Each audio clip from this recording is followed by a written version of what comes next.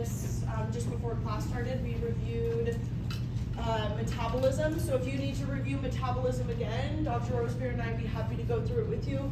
So don't forget your steps. That was our last step. For aerobic metabolism, it's step 1 and or 2. For anaerobic, I'm sorry, and remember this is also called what? Fermentation. So anaerobic metabolism is also called fermentation, where you use steps 1 and or 2. I won't go into it too much because I want to make sure we get to what we have to get to today. And then facultative. So facultative can do this or this, and this. I should say and.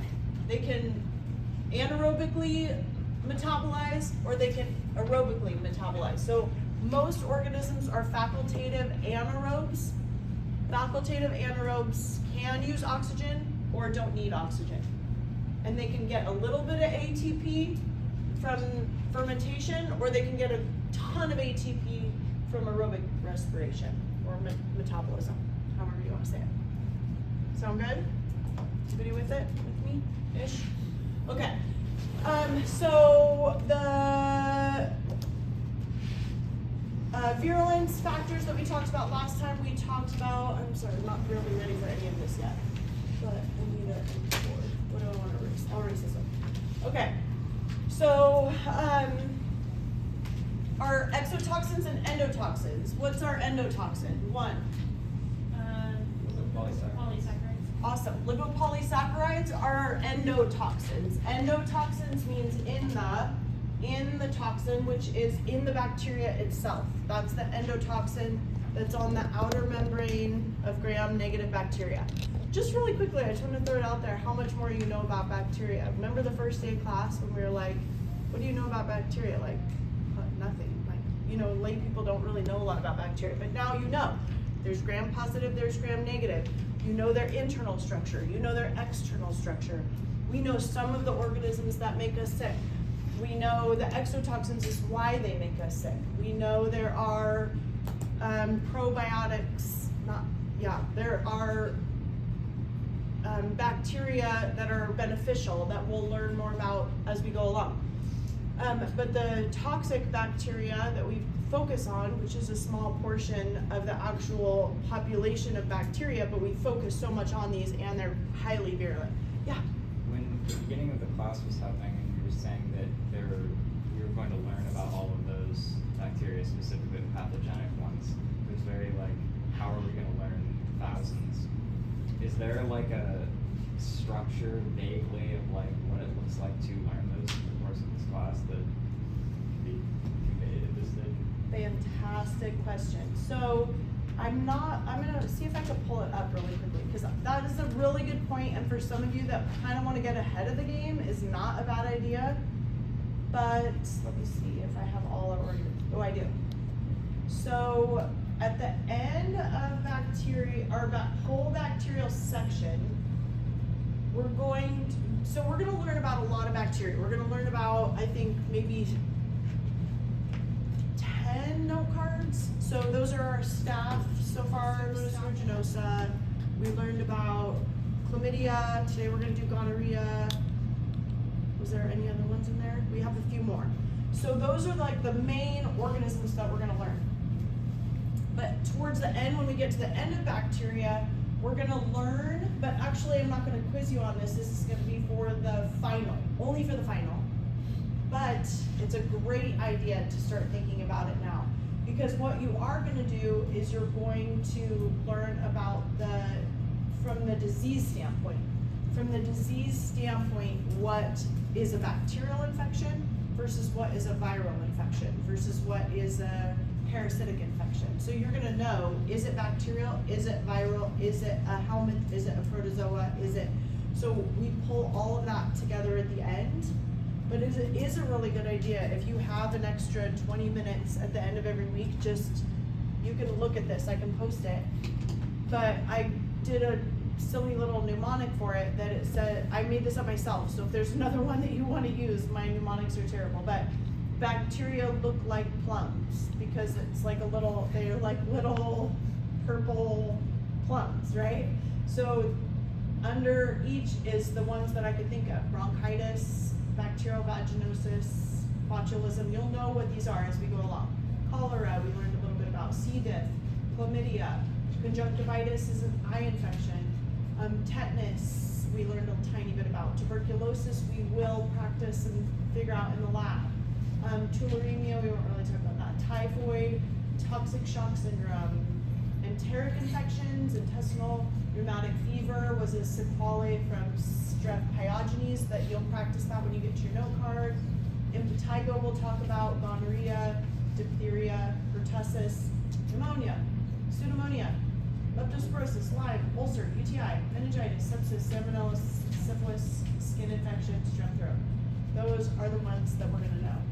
Hopefully, through our whole bacterial section, a lot of these will sound familiar. So you'll be like, oh, I know for sure that's not a virus, especially when you learn about viruses. Then you'll kind of be like, oh, that makes sense that it's not a virus. So you'll learn more about viruses, but it is not a bad idea. I can post this for you. There's a blank one so you can fill them in to start getting your head around it now. Great point. Okay, awesome. So the organisms that you are going to need to know for the genus and species of the organisms that you need to know are going to be on the note cards.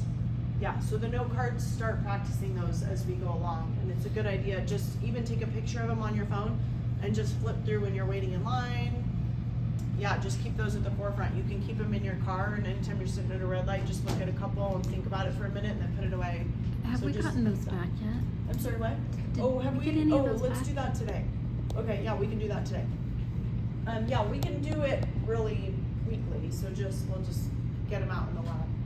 I'm so crazy in the lab, so it's a good idea. If you remind me, then we'll throw them out there. Okay.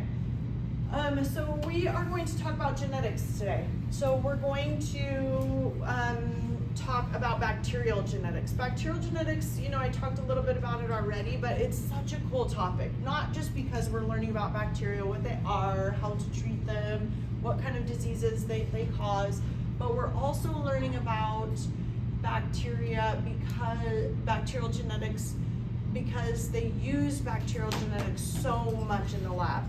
It's a great model organism for learning more things about, from diabetes and genetic diseases to plant diseases. There's all kinds of bacteria that cause infections in plants.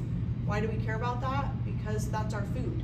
So a lot of the crops, like even livestock, for cows and pigs and things, is a huge topic in the whole world about infections in cows. When I worked in my undergrad, I had to do a rotation through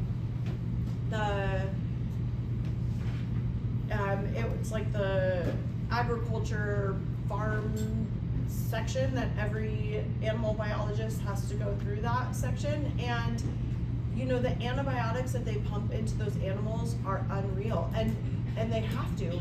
If one of our students with his dog, that's how it works with cows. You have to be so careful, and they're in these tiny spaces.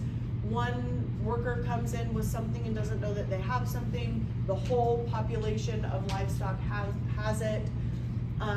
They're just unfortunately, the way that our meat system works is that they're in tiny close quarters, and we just pump them full of antibiotics. So when we learn about bacterial infections, it's a way bigger than you might think it is. It's a huge problem around the world for plants and livestock and humans. Yeah.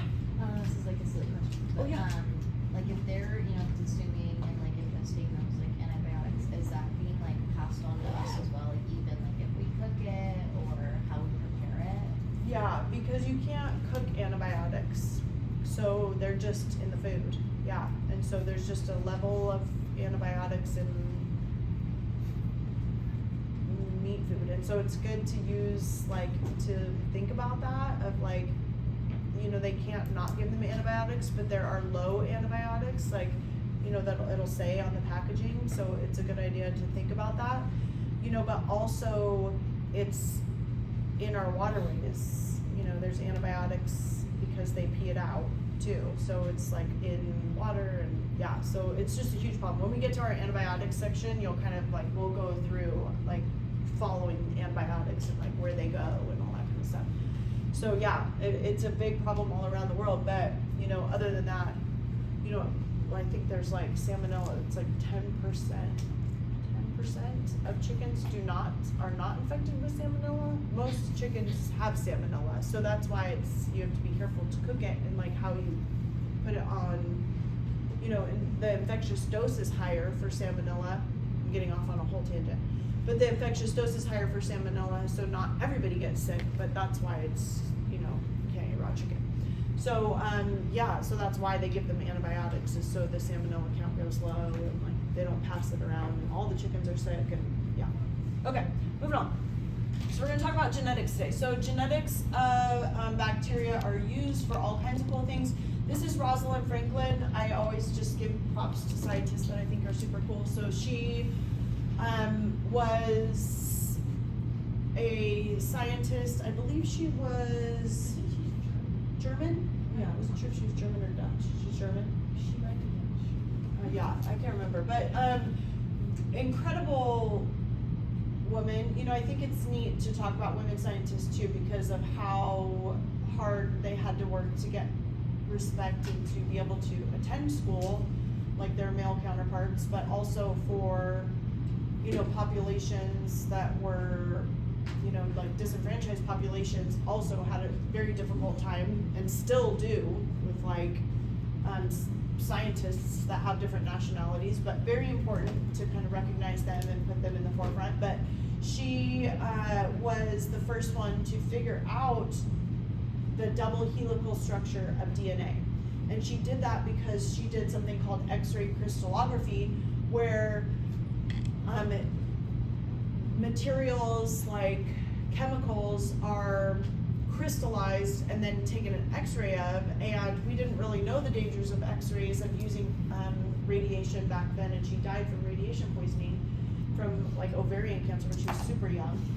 And but she was the first one to take this photograph of what DNA might look like. And so before this picture, we didn't really know what DNA was. We knew some of its contents, we knew some of what DNA was, but we didn't know the shape of DNA. And the shape of DNA really tells us so much about, you know, fast forward up until 1990, and that we mapped the human genome. So it was putting all the puzzles together. So yeah, she's a cool lady. Okay, so let's talk about bacterial genetics. So I just want to always bring this up. So these are my sisters. We look very, very similar, right? We talk the same. We all have very similar, you know, our mannerisms. We're all 2 years apart, but we look the same. And then here's my daughter. So my daughter looks nothing like me. She acts nothing like me. She lists the spitting image of her dad. And yeah, I just think genetics are crazy. They're crazy to think about, and you know, I think it's looking from a bacterial perspective about DNA and what DNA does is it simplifies it in a way that it's easier to understand, but also of how powerful DNA is and how we are created and what is the point of DNA. You know, you go onto the street and you ask two people, what does DNA stand for? I can guarantee you those people will not know what it stands for and will not know what DNA does and what the point of DNA is.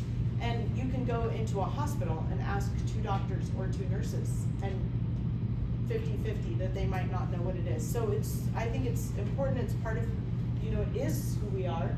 And so it's really cool to be able to learn it, I think, from a bacterial perspective. Hopefully it kind of eases us into a little bit more complicated to our own genetics, starting off with bacterial genetics. Okay, so anatomy of DNA. So this is a cool video. You can look at that, watch that video yourself. I won't take the time to look at it today, but they're great, obviously such good videos about what DNA is and what it does, and how, it's only 3.5 minutes. So let's just do it really quick. Then it'll all kind of help me introduce it, so you're not always just listening to me. It's kind of a. Thanks for stopping by. This is Two in the Classroom, and today I'm giving you 7 facts about DNA that will blow your mind. For those of you who are new here, I love DNA and all things genetics. And if you're not impressed by the facts on this list, then you might as well walk home. If you do enjoy these facts, I would love nothing more than to have you share this video with your friends. You can tag me on Facebook or Twitter at 2 Minute Classroom, and I will thank you personally with a comment or GIF. Now to the list. Number 1. The DNA in a single human cell is roughly 6 feet long if fully stretched out. And if you took all the DNA from every cell in your body, it would stretch more than 100 billion miles, long enough to span our entire solar system, 14 times. Number 2. The human genome contains about 20,000 genes. However, those genes only make up about 1 to 2% of your DNA. The rest is called non-coding DNA, which scientists thought had little value to us. However, recent research shows that this non-coding DNA may in fact have some very vital functions. Number 3. Your genes are not as unique as you may think. You probably know that identical twins are 100% similar genetically, and you also probably know that you're a 50-50 split of your mom and dad. But did you know that you're also approximately share about 50% of your genes with your siblings? And that fraternal twins only share 50% as well? Your genes have approximate 25% similarity to your grandparents and your aunts and uncles, and 12.5% with first cousins. Fact number 4. DNA is great at storing data. 1 gram of DNA can hold about 700 terabytes of data, the equivalent of 358,000 hours of HD video, which would take you over 40 years to watch if you never slept. And, by the way, you have over 50 grams of DNA. Fact number 5. The human genome is a complete sequence of human DNA, all 3 billion base pairs, including the location of all genes. If you were to type out the entire human genome at 60 words per minute, it would take 95 years. Needless to say, it took a collaborative effort by the scientific community to map the human genome. And you can learn more about that in this video. Number 6. Your mitochondria has its own DNA that is separate from the DNA stored in your nucleus. Interestingly, you get your mitochondria from your mother, so the mitochondrial DNA comes from your maternal line, stretching back through your mother, grandmother, great-grandmother, and beyond. Sorry, Dad. And number 7. We have digitized the DNA sequence of several notable people, including Stephen Hawking, Lance Armstrong, and Stephen Colbert. This digital DNA is stored in the Immortal Drive, which is a hard drive orbiting the Earth on the International Space Station. So whoever finds it long after we're gone will think humans were fit, funny, and highly intelligent. Don't forget to share this video and tag at 2 Minute Classroom. Okay. So yeah, I just thought that was interesting about the human genome, learning a little bit more about the human genome, but we'll do that later on when we get to eukaryotes. So what we're going to do, this is another one that's very cool. You can watch that one on your own. I won't play that one too, but how long have you been alive? And it kind of brings in nature and, trees and other organisms and our genetics versus their genetics. Okay, so let's talk about what DNA is and get to the root of bacterial genetics. So the human genome, even though we're going to talk about this later on when we get to eukaryotic genetics, a lot of times that's how a human chromosome is drawn, right? Our chromosomes are linear, but I'll tell you why that shape bothers me when we get to that section. But an E. coli genome, for example, the E. coli genome, even though it's this big giant spaghetti mess in the nucleoid region, it's a circle. Let me do that in 2 different colors so that doesn't look like a cocci. I'm just confusing you. Okay, so here's our DNA, or the DNA of our E. coli bacteria, and then here it is when it's unwound and untangled. So E. coli have 1 circular chromosome, like most bacteria have 1 circular chromosome. And the circular chromosome is double-stranded, just like ours is. And it's double-stranded, and when you look closely at it, it's wound like this. So we have a double helical structure all the way around, just like humans do. And that double helix, what the point is, let me just go with my slides, because I'll tell you what the point is when we get to that. But here's the nucleoid region. This is like a, there's scanning electron micrographs and transmission electron micrographs. They have other really cool microscopy techniques now, but this white area is all the DNA in the nucleoid region of one bacterial cell, whichever, I don't know what it is. Okay, so here's the big spaghetti mess. When you open it out, it looks like a big circle. Ours is, or bacterial DNA is not linear, it's circular. And then how it's wound, it's twisted up and twisted up and twisted up, what is called supercoiled. I won't ever ask you to remember this, but just to give you some idea that bacteria such as E. coli have about 4.6 million base pairs. So you don't have to remember that, but I'll tell you what that means in a minute. Base pairs. If you don't already know what that means, it's okay if you don't.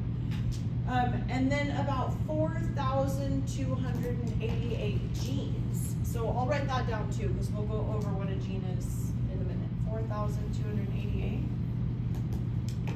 genes. Okay.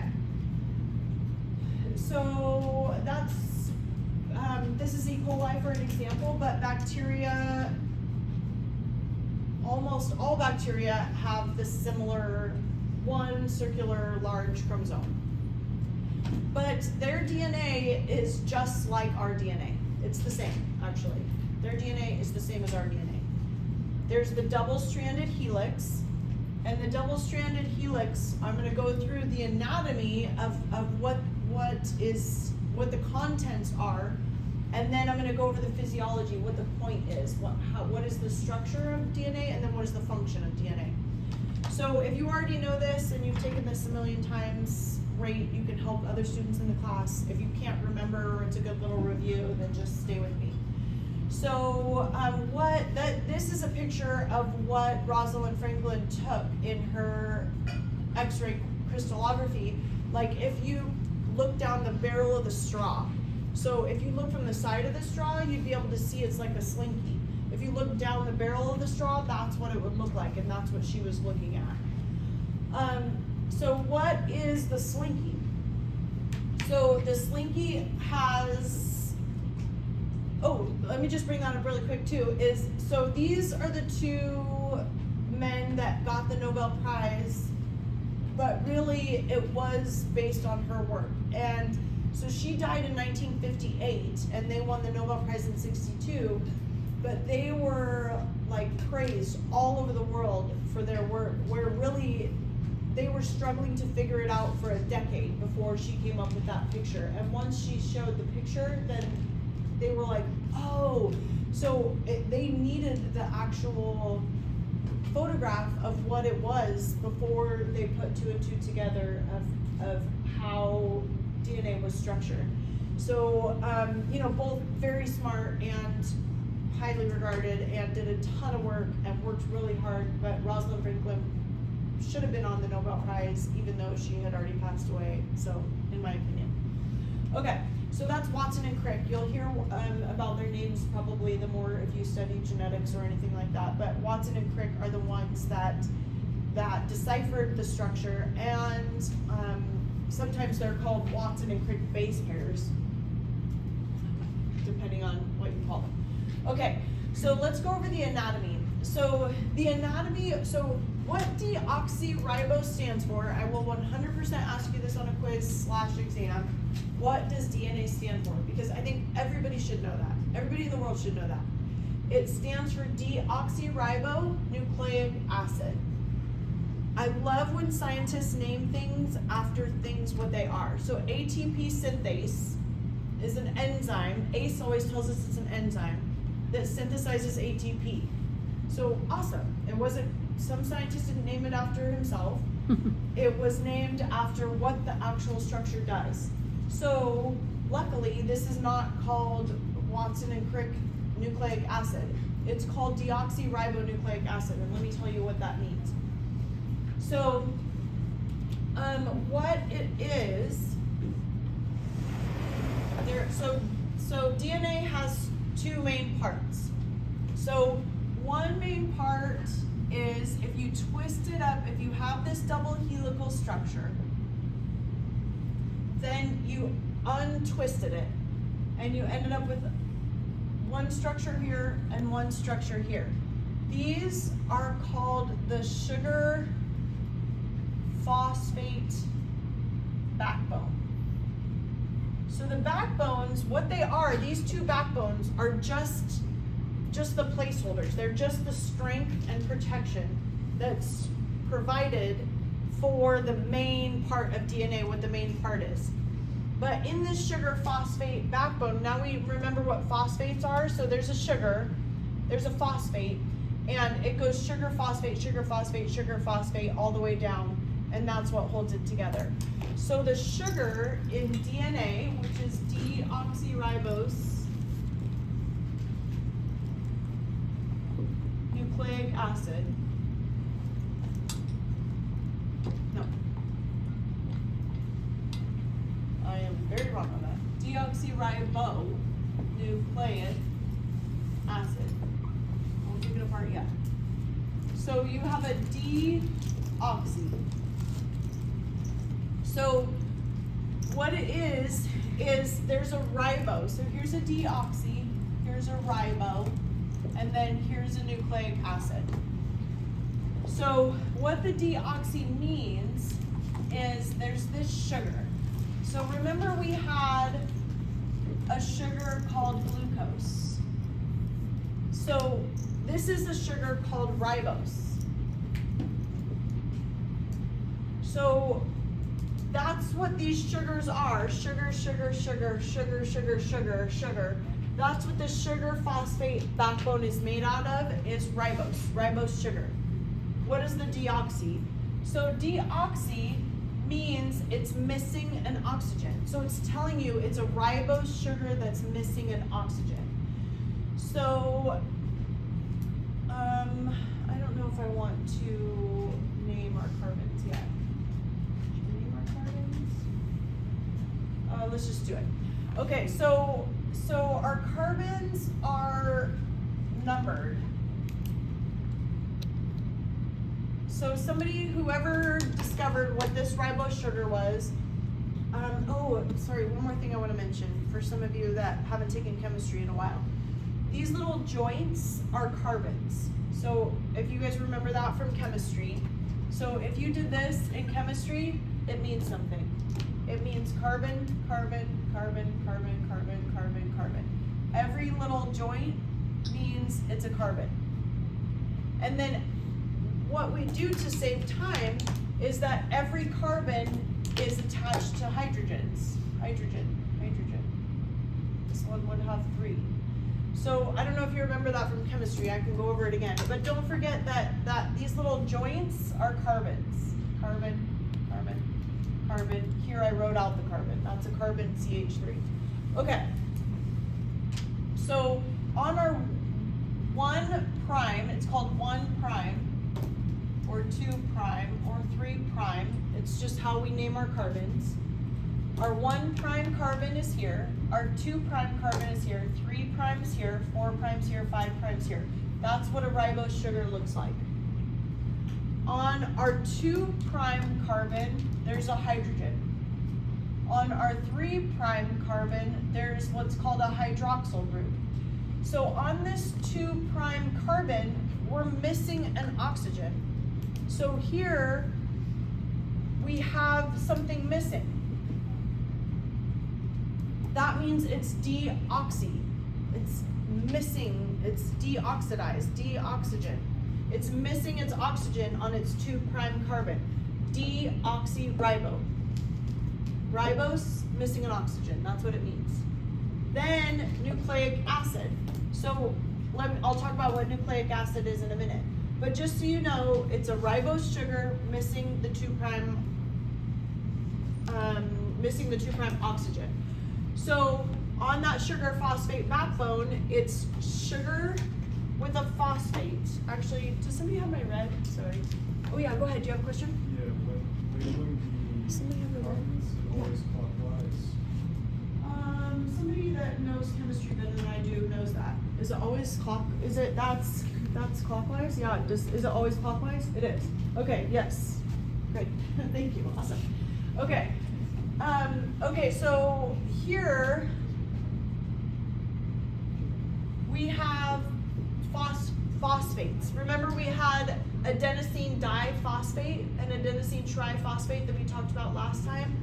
So phosphate, sugar is our deoxyribo. Our phosphate is PO43 minus. So we have sugar, phosphate, sugar, phosphate, sugar, phosphate, sugar. Same thing, sugar, phosphate, sugar, phosphate, sugar. All the way around, and that's what our two lines are on the outside. That's our sugar phosphate backbone. Everybody with me? Okay, let's move on to the nucleic acids. So what are nucleic acids? So nucleic acids are adenine, thymine, guanine, and cytosine. These are all called nucleic acids. So it seems weird, just hang in there with me and keep your mind wrapped around it for a second, that these 4 nucleic acids are what gives the instruction to make eyes, ears, nose, liver, fingers, hair. Every single thing that makes us us is because there's 4 chemicals that tell it to do so. There are 4 that make us human beings, or trees, or slugs. Whatever it is, there are 4 ingredients. There are 4, I don't want to say ingredients, there are 4, if you wrote a book and we're trying to tell a whole story of a human being, or a whole story of a redwood tree, or whatever it was, there would be 4 letters. And you'd have to explain everything that functions about a human, or everything that functions about a redwood tree, or everything that functions about a banana slug. You'd have to explain it using 4 letters. So it's mind-blowing. It is completely mind-blowing that this is the way our bodies work. But this is the way that they work, and I'll kind of explain it as we go along better. So in between here, in between the sugar phosphate backbone, we have nucleic acids. So the sugar phosphate backbone is just the protection. They just hold the nucleic acids. And so this is the main part, is what's in the middle. So these nucleic acids work in a specific way, and they work the same way whether we're talking about a bacteria or a human. They work where they pair up together. So adenine is a nucleic acid, and let me show you a picture of it. So here's our deoxyribose. We'll talk about ribose later. Here's our deoxyribose missing our oxygen on our 2' carbon. Okay, so here's our adenine, thymine, guanine, and cytosine. Here's our sugar phosphate backbone. Sugar, phosphate, sugar, phosphate, sugar, phosphate. Here's our nucleic acids again. Here's what they look like. Here's their chemical structure. So I don't care that you know what a purine is and a pyrimidine, but that's what they're called. Purines are these double structures. Has a name. Double rings. Double rings. Yeah, double ring structure. And then the pyrimidines have 1. So the reason that I'm gonna show you how they pair, and the reason that they pair together in the way that they do is because of chemistry, is because of the way that they're attracted to each other chemically, but also because of their size. So that's the way that they're attracted to each other. So here you can see an adenine is gonna pair with a thymine, and that adenine pairs with the thymine because of the chemical bonding. And then the guanine is gonna pair with the cytosine because of the way that it's shaped and because of the chemical bonding. bonding between those nucleic acids. So always an adenine binds with the thymine with a double bond. You can see that here. Nucleic acids, here's a bunch of nitrogens. They have a bunch of nitrogens in them. They're in the acid family. They have a lot of hydrogens. So nitrogens, hydrogens, that's what makes a nucleic acid. So here we have an adenine and a thymine together. And here we have a guanine and a cytosine that form 3 bonds together. So always, that's how they pair. So here, if we had, let me use a different color. Here, if we had an adenine, thymine, cytosine, guanine, cytosine, adenine. So a lot of you already know how to do this. So if you 100% are solid and you know how to do it, maybe give everybody just a second to kind of catch up. But these are gonna pair. These are gonna pair, these are gonna pair, these are gonna pair. So these are gonna bond together. So what does an adenine bond with? Think about it for a second before you say it, because I know a lot of people probably know it, but a lot of people don't. We're probably, I would guess 80% don't, 20% do. So just so you know, you're not, if you don't know it, you're not alone. Most people don't remember from school forever ago. Or maybe if it was even during COVID and you were sick that day, or your teacher sucked, whatever it was. So here's an adenine, and an adenine is always gonna bind with a thymine, yeah? Okay, so now you guys can join me, let's all go together. Adenine is gonna bind with a thymine. So thymine is gonna bind with a, now cytosine is gonna bond with a guanine, and a guanine is gonna bind with a, we have a guanine again, and we have a cytosine again, we have an adenine again. So that's what you're gonna be expected to do on a quiz, on an exam, anything like that, you have to pair them up. Yeah? Yeah? I don't know if it helps anyone, but I've always remembered the apple falls from the tree and the car gets in the garage. Oh, I love that. I'm gonna use that from now on. Apple in the tree and the car in the garage. Love it. Yay, great. Awesome. Yes, that, I'm gonna use that in my other class too, I have to remember that. Okay, so now you have base pairs. This is what, remember we talked about E. coli, how many base pairs? This is a base pair, base pair, base pair. These are bases. They are nucleic acids. They're called bases. So nucleic acid bases are gonna pair together and form a pair. So now we have a double-stranded structure, and those bonds are formed together. So remember, adenine has a double bond, cytosine and guanine has a triple bond, which it's not super important, but that'll come into play when I talk about replication. But now we have a solid structure that's gonna twist around itself, and it twists around itself because of the purines and pyrimidines, because of the shapes of those and how those fit together, and they end up twisting. So now we have a big giant double helix. Okay, so here's a blank sheet, so you can do this again on your own. You can put in your nucleic acids and pair up your nucleic acids. It's a good idea to write down your sugars and your phosphates, so you don't forget these are sugars and these are phosphates. Here is the 1' carbon from the oxygen, but don't forget this one's flipped upside down. So here's the 1' carbon. So here's 1, here's 1. Here's 2, so this is our hydrogen here, because it's missing the oxygen. Here's our 3'. Here's our 4', here's our 5'. So our 3' binds with the phosphates and oxygen. Our 5' binds with the next oxygen and phosphate. We'll go through that in a little bit. Here's our 1', here's our 2', so here's our hydrogen. And then here's where the next sugar phosphate will bond. Pretty cool structure. Simple-ish. If it helps you to do a little cartoon structure like this one's kind of cool. So that's what deoxyribonucleic acid is.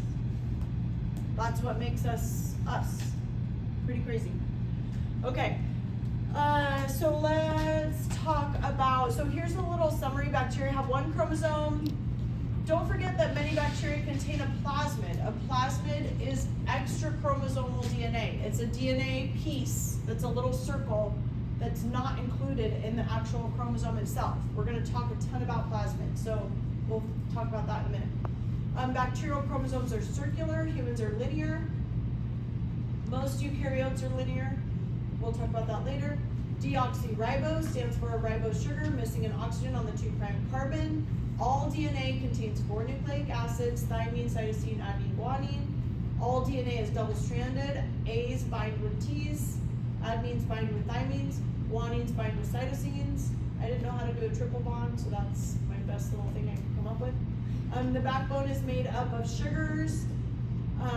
So it's deoxified. Should it be detoxified? Deoxified ribose and phosphates covalently bonded. So, oh, that's one more thing I want to bring up. So here, between all of these bonds in the sugar phosphate backbone and all of these bonds between the nucleic acids and the sugar phosphates are all called covalent bonds. Covalent bonds are extremely strong bonds. And that we'll care about that when we get to the lab. When we get to the lab, at one point, we're gonna figure out like how strong is that bond and what do we do to break out that bond versus this bond right down the middle. And physiologically, that's important, and I'll tell you why in a second. So these bonds down here in the middle are hydrogen bonds. So these bonds here are hydrogen bonds. Now, let me write that out. And these bonds here are covalent bonds. Don't stress about the chemistry. Chemistry in this class is like almost nothing. So this is basically it for the chemistry. So don't stress too much about chemistry. We don't go too much into the chemistry. I don't think it's super important. But the reason that we care about it, the reason I even bring it up at all, and the reason I think it's important is because we're actually going to be breaking these bonds. So we need to know what breaks these weaker bonds, hydrogen bonds, versus what breaks covalent bonds and what will actually break up DNA itself. So these hydrogen bonds down the middle, hydrogen bonds, I'll just do like a 2-second hydrogen bond lecture, even though it's okay if you don't care. So hydrogens have 1 proton in the middle and 1 electron. And so when hydrogen bonds with anything, it can form a hydrogen bond. And the reason it can form a hydrogen bond is because you have this whole section over here of the hydrogen that has a naked proton. So the proton over there is exposed. So because there's positivity over here that's exposed, now it's a partial positive charge. You wouldn't call it like a full positive charge because it still has its electron. It has a partial positive charge. I don't know if you remember that from chemistry. But this partial positivity allows for hydrogen bonding with other molecules. So what happens here is you have hydrogen bonding between these nucleic acids down the middle. And so it's just a partial positive. It's not a very strong bond. And there's a reason for that. There's a reason for that within the human body or within the bacterial chromosome itself. There's a reason. But also it helps us in the lab because we can break those apart kind of easily and do what we want with it. So, okay. And then DNA is in the nucleoid region. DNA is supercoiled. So I didn't really go into that too much, but I'll just explain that in 2 seconds. So DNA is supercoiled. So like he said in the video, it is unfathomable to me that you can stretch out DNA from a human chromosome from every cell in the human body, and it can go 14 times to the outer solar system and back. I don't get it. If any of you understand the physics behind that, like I do not understand how something that with that distance can fit in this space. But it blows my mind. If you get it, great. Yeah. Do bacteria have histones also? Yes, bacteria have histones also. Yes, very similar. Yeah. So once it's supercoiled like this, then the shouldn't have said supercoiled. Once it forms the double helix around each other. Now it's packed into tighter and tighter and tighter spaces. It's called supercoiling. So just like in the, I was older than I'd like to admit, but when we were growing up, I had a house, 4 sisters. There's 5 girls in my house, and you would not believe the phone action in my house growing up. But we had one phone that hooked up on the wall, and it had a cord that went down to the floor and twisted all the way. You know how phone cords back in the day. Maybe some of you don't know. Maybe you've seen it in like ancient history. But we would walk away with it, and you'd be like, oh, and it's like twisted, and then you'd hang it up, and it would twist all the way back up because, it just, the more you walk around with it and twist it up and twist and get shorter. So it's the twisting that it's super coiled into a tiny area, but also it's wrapped around proteins called histones. And those histones help, I don't want to talk about that yet.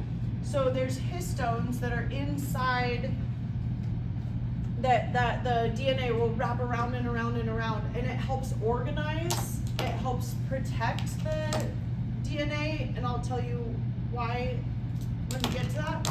But it will wrap it around tighter and tighter and tighter, supercoil it so it fits within the nucleus in a human, or it fits within the nucleoid region in a bacterial cell. Good? Okay. Simple, keep it short and sweet. Yeah. In the photos, it makes the nuclear area look like a mess, kind of. But is there actual structure to it? Because is there a shape to it, or is it just a random? Fantastic question. So, we don't actually know a lot about that, even in human genetics yet. We don't really know. We know a little bit about it, but it's this crazy concert. Once you get into genetics, if you ever take a genetics class, it's so interesting of how the DNA will move to where now it has access to proteins, and how it will move so then it's unwound, and so we don't really know a lot about that yet, but it's not random. Yeah, something in there knows, but we don't really know how it knows yet. We don't really know the chemistry behind it. There's a lot of information out there, but still, yeah, it's a super interesting topic too. It's not random. Cool. Yeah, not random. Yeah. Okay, so let's talk about physiology. So what's the point, right? Why? Yeah, it makes us. What does that mean? What does it mean what does DNA do? So DNA, what it does, I talked about replication, transcription, translation, but I don't want to talk about that yet. I want to talk about protein anatomy. Oh yeah, let's talk about transcription and translation. Why did I do that? I'm trying to think why I talked about replication before I talked about transcription and translation. Was it important? Okay, let's just go for it in the way I did it. Maybe I had a reason. Okay, so the point of DNA physiology, what is the whole point? So one point, even though it's not really the functionality of DNA, but you have to be able to copy it. So why do you have to be able to copy DNA? So say, for example, you have a skin cell. So you have, we're doing this in my other class. This is a simple squamous epithelial cell. For those of you